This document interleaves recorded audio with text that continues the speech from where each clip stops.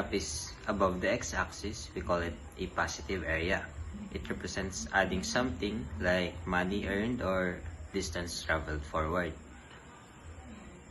So earlier we saw that when the graph is above the x-axis, the area is positive. But what if the graph goes below the x-axis?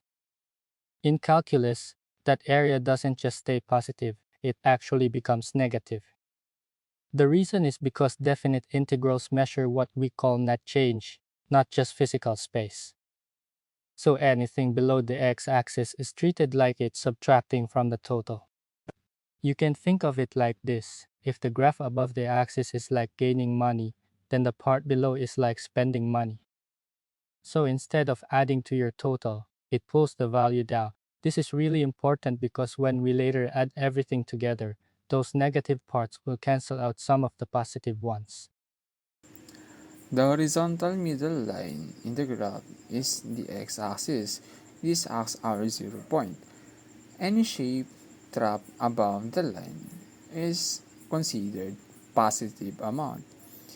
It is like gaining money, and any shape below the line is considered negative amount, which means like you are spending the money.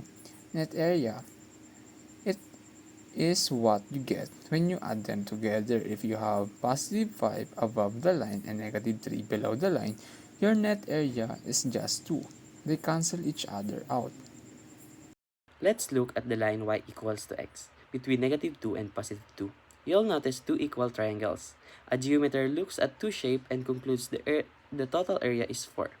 But the calculus student sees the definite integral and says the area is 0. Who is right? The positive side, 0 to 2, when the height is above the axis, it's positive.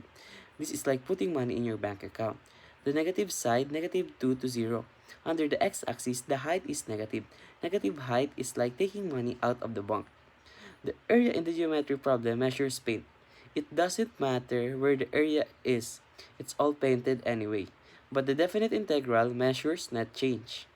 The area above the axis and below is the same, so it cancels. It's like walking 2 miles east and 2 miles west. You work hard but you haven't gone anywhere. In calculus, this is called signed area. Thank you.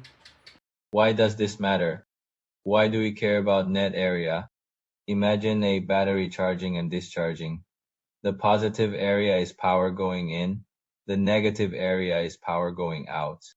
The net area tells you exactly how much power is left in the battery right now. Thank you. Understanding positive and negative areas helps us track changes in the real world perfectly.